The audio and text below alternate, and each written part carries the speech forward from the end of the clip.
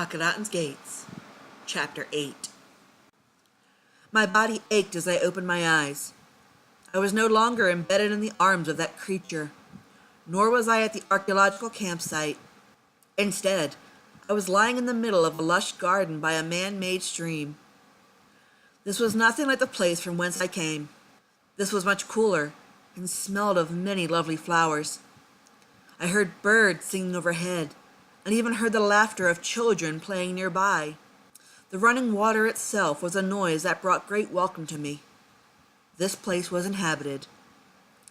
"It's a little girl," a woman shouted. "She's not one of ours," another responded. "She's dressed funny, like a foreigner of some sort. How did she get here? I don't recall her coming in." I sat up, realizing that I was surrounded by at least 50 women of all ages. Some were light-skinned, some were dark. This place had to be rather special, for all the women were dressed in fine linens and wore elaborate makeup and jewelry. The children had not taken any curiosity in me whatsoever. They were more interested in their game. I had to look twice, realizing that, unlike the women, the children were sky-clad. But in the hot daytime, I suppose even I couldn't blame them. Through the crowd of curious women came an old, heavy-set woman. She was obviously about to attempt to take command of the situation. "Well, don't just stand there, girls. Help the poor thing into the shade. Get her some water. We mustn't be inhospitable to our sister." A collection of hands then wrapped around me, lifted me inches from the ground, and moved me to a shadier place in the garden. The language, I somehow knew it, although for 4 years I had been speaking English and Arabic. But this was ancient Kemetic, and it brought great pleasure to me. If ears could breathe, I am certain they would have given a long-awaited sigh of relief. Though placed in the shade, there was no absence of touch. My strange clothing entranced the women, pulling and discussing it. They hadn't seen anything like this ever before. It didn't take long to have me abandon them for a much cleaner and drier dress that one of the girls graciously let me borrow. "What is your name, child?" elder woman asked. I looked at her a moment, then tried to give her an answer. But it never came. It was no use. I was just unable to give her an acceptable name, and the name Aurora was too foreign. I still could not remember who I was. Who was I? "The poor thing probably needs some rest," one of the other women suggested. But afterwards, everything had become quiet.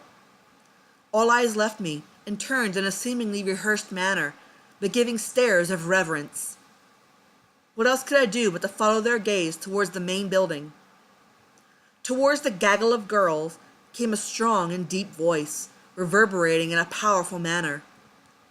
"What are all of you ladies doing all huddled by that tree? Did another bird fall out of a nest? Such sensitive mothers, all of you."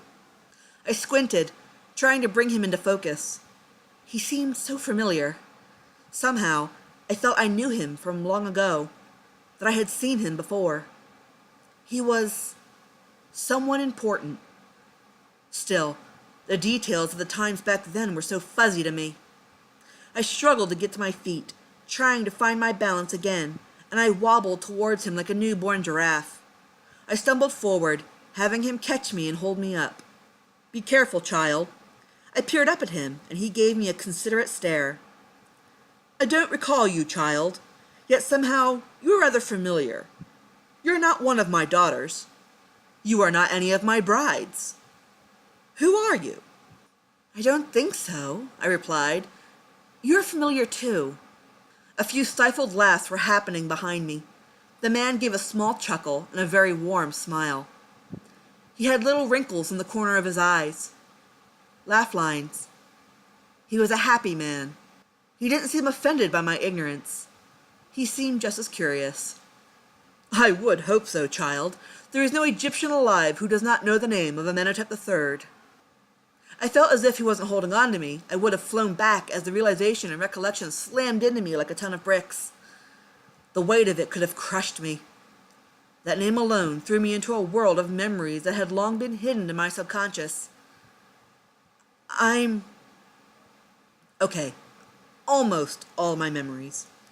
Still, I just could not recall my own name. But this man, Was this the man that the sun had led me to? Was this the he I was supposed to meet? I am I's daughter. He suddenly looked surprised and then confused. There was an obvious expression of disbelief in his face. He was suspicious. I suppose I couldn't really blame him. That cannot be. I informed me 5 years ago that crocodiles took both of his daughters. So how could this be possible? Think fast, think fast. Oh, mighty Pharaoh, the story is beyond belief, I said dramatically. I was taken by crocodiles. I was. But just as Anubis was coming for me, Ra reached down a hand and pulled me from death. He carried me to a faraway foreign land on the current of the river. I was taken to a strange family in a strange land. Kind were they. They took me in as one of their own. But the whole time I stayed there, I knew I had to one day return to the land of Kemet, Egypt, the motherland of which I was born from her loins. To Amun-Ra I pleaded time and time again to offer me a way to return to the land that he loves. So to answer my prayers, he began to lead me on a grand adventure through deserts and strange lands, until I collapsed in sheer exhaustion, and awoke in this place. Oh, mighty Pharaoh Amenhotep, how gracious is Amun-Ra! He took me from the place I fell, and placed me so carefully among this warm and loving place, the very heart of the lands of Egypt. Whew! What an exhausting and highly animated dramatization. I actually feared I may have overdone it, and he'd never buy it. But suddenly, he placed a hand on my shoulder. I suppose he had no choice but to believe it, as a more logical explanation was just not available.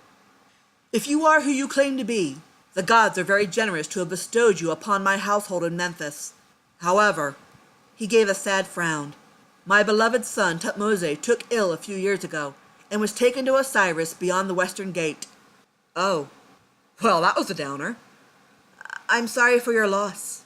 He reached out and took my face in his large hand, holding my cheeks between his fingers. A sly smile formed on his lips. All is not lost, child. You look as if you are near marrying age. You are indeed a very rare beauty, especially for one of your age. Ah, and how natural your beauty is. Thanks? I am still a virile man.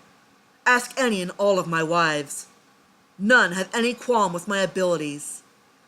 You would make a lovely addition to my harem. You can make a grand living pleasing your king. My eyes went wide as he leaned down and placed a kiss on my lips. It was small and brief, but it still felt strange. I've never been kissed like that before. It wasn't right, and for many reasons. I actually feared a second and more intimate kiss would come. The look in his eyes said so very clearly. I was unable to free my face from his hand. Perhaps it was a true blessing that a loud noise sounded from the entrance of the palace's harem quarters. All eyes looked as a hooded figure fell to the ground, having tripped or bumped into something and fell over. Had he been watching? Is he all right? Amenhotep III called. One of the harem's eunuchs rushed out to investigate. He tried to assist the hooded boy up to his feet, but was swatted away as the figure got up and rushed off in a mortified retreat. The eunuch was left standing in confusion. He turned to the king and shrugged. He seems to be just fine, sir. Who is that? I asked, glad my face was now free. His attention seemed more on that figure than me, which made it even better. That would be my younger son, Amenhotep sighed. He's quite the clumsy ox. He acts more like a princess than a prince, but you needn't concern yourself with him. On the contrary, a voice rang out.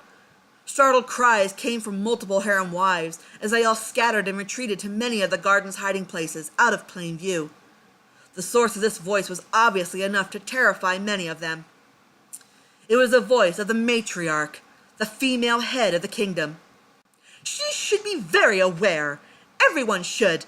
He will become pharaoh and rule over all of them. She was a frightening sight, yet with a fading, aging beauty, preserved by her powerful iron grip on the world around her. Her voice was sharp and scolding. Her face was stretched and wrinkled with eyes that could melt the intestines of her victims. She was a dark-skinned woman, dressed rather extravagantly. She obviously ruled this roost, and would accept no question. She could be none other than the king's great wife, the Queen of Egypt. T, we've talked about this, from Amenhotep. And as always, my word was the last. Or have you forgotten this, my love? He is your son by your great royal wife. He is your heir. That is so. You even named him as your regent last month. Are you taking it back? Can you not stick with your decisions? Or do you delight putting such a detrimental inconsistency on him? The decision was yours, and as always, you wouldn't let me get a word in edgewise, he insisted. Please, do not embarrass me in this place. Why? She laughed angrily. Are you afraid your collection of sluts will think any less of you? Let them behold the power of which they can only dream. They will never achieve the glory that I have. Let them envy, sluts born of foreign royalty and grand nobility, and to be under the foot of a commoner become queen. She turned from him. Do you hear me, whores? It is I who Pharaoh returns to every night. None of you will ever have his heart, only his genitalia, and it makes you no better than the harlots on the streets of slums. Amenhotep sighed. If you say so. Why do you always do such things? Is this not my prerogative? She asked. Someone has to defend the line. She gave me a glance which made me step back, highly intimidated. I felt as if things cooled only slightly when her gaze fell back onto Amenhotep. The lunch spread is being laid. Do not make those servants work hard for nothing. I don't care how grand or rich the kingdom becomes, we must always appreciate the effort of those below the royal family and respect the hard work they provide. We must be grateful we have these things. Of course, Amenhotep replied. He began to rub his head, his eyes, and the bridge of his nose. I married the living embodiment of a migraine, he sighed, walking past her and into the palace. Not a harem wife dared to peek out or issue defense for herself. Thank you, I said quietly, unsure if this woman was friend or foe. It takes a strong woman to keep a strong man under control. Her cold eyes landed on me and I gulped. Whew! She was scary with those eyes. I'm grateful. I'm uncomfortable with the idea of kissing an older man. Do you not like him? Not like that, I said meekly. To my surprise, she gave me a small smile. Indeed it does, and it pleases me that he is not as irresistible as he claims. If he is the living Horus, then I must be the goddess in my own right. How could you stand it all the time? Oh, I have a softer side. So long as I am satiated, he needn't fear. I am a devoted wife and a powerful queen. I am like any wife, believing my children are my life. But a woman of my position is also a Sekhmet, a goddess, a vicious lion, protective of her cubs and her territory. My son will become king. My heart is heavy with the loss of my Tutmose, but I hold great hope for my other son. There are no questions asked. Oh, I replied, remembering the hooded figure. That was her son. He doesn't seem to be a very social boy. It's rather sad, and it might make it harder for him to achieve the goals you set ahead of him. T frowned. No, he is not very social. He's very shy and sensitive.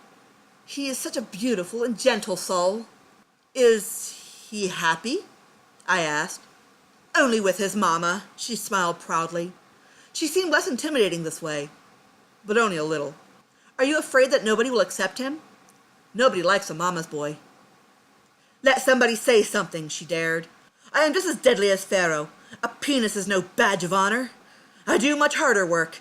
He rules a kingdom, but I create whole human beings within my body. I am more of a god and more suitable to teach my son values, aren't I? Of course, I said nervously.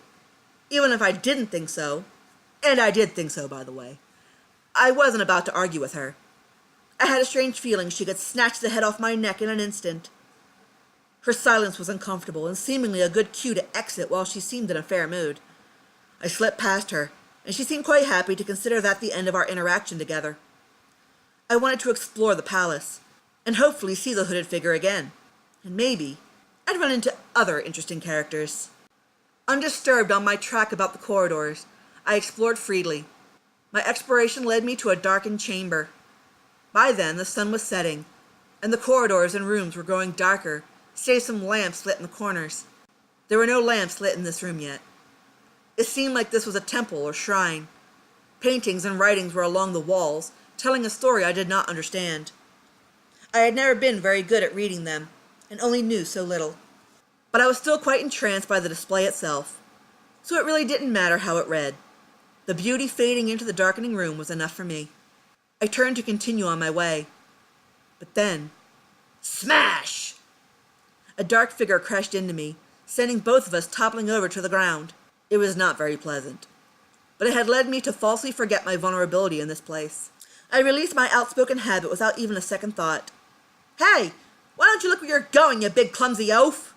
A moment later, I gasped and covered my mouth. Oh, why did I always do stupid things like that? Yet again, my mouth overstepped my brain. I finally took a look at the offender, only to realize it was the robed figure. "Oh no! I'm so sorry. You startled me. Are you all right?" He pushed himself up and sat on his knees. "I'll live," he said a little bitterly. "I'm used to it." "You are the prince, right?" I asked. He responded by covering his face further with the hood, turning away from me. I rocked back and forth on my heels. I wiped a little sweat from my forehead. "Boy, it sure is hot out here. In that outfit, you must be really hot."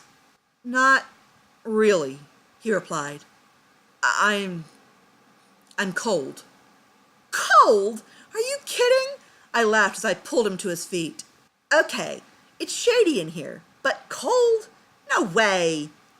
"Where's here?" he asked quietly, as if ashamed of such an obvious question. I can't see really well. When it starts to get dark at this time of day, I have a hard time seeing things clearly." "Well, duh," I laughed. "You have a hood over your face. Take it off and you may be able to see a little better." "No," he replied in a sudden panic, backing away from me. He wrapped his arms about himself for further protection. "No, I can't do that." "What are you afraid of?" I asked. "There's nobody here but us. I'm sure it beats running into the wall and stray people. What are you, naked under there?" He made no reply as he chose to ignore my words and turned to leave. I sighed with a low level of annoyance. That was just pathetic. That was no way for a prince to behave. I suddenly grew a smirk.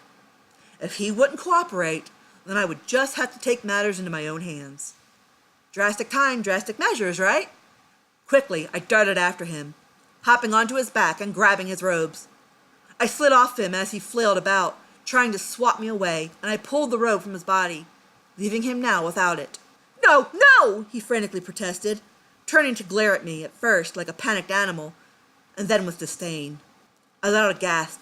Yes, I knew him too. "Oh my God, it's you!"